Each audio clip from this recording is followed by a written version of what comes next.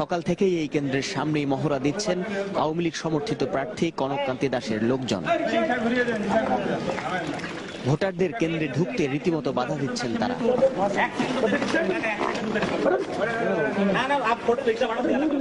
বাধার মুখে ফিরে আসা এই ভোটার মুখ খোলার সাহস পাচ্ছিলেন না।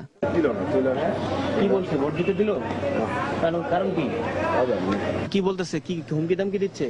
ঢুকতে যাওয়া যাবে না, আপনারা ওখানে আপনারা দাঁড়িয়ে থাকেন সারাদিন।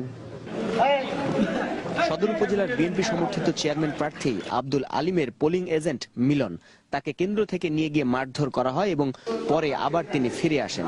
আপনার কাগজপত্র কোথায়? আমার কাগজপত্র ওরা ছিনিয়ে নিয়েছে এবং ধারালো অস্ত্র দিয়ে আমারে হিট করতে গেছে। আমি দৌড়ায় নিজের জান বাঁচানোর জন্য আমি ওগুলো দিয়ে আমি পালাইছি। এরপর আবারও আওয়ামী লীগ সমর্থিত প্রার্থীর পক্ষের লোকেরা মিলনকে কেন্দ্র থেকে বের করে দিতে বলে। এর কিছুক্ষণ পরই আসলো পুলিশ। তাদের কথা মতো বিএনপি সমর্থিত প্রার্থীর পোলিং এজেন্ট ওই মিলনকে কেন্দ্র থেকে আটক করে নিয়ে যায় পুলিশ। ঘুরে আসতে যাবে, বের করে নিয়ে গেলেন কি কারণে? ওর বিরুদ্ধে মামলা আছে, মামলার কারণে, সে মামলার এই জন্য আসামি। এটা আপনি কি যৌক্তিক মনে করেন, এই যে কেন্দ্র থেকে পোলিং এজেন্ট নিয়ে চলে যাচ্ছেন?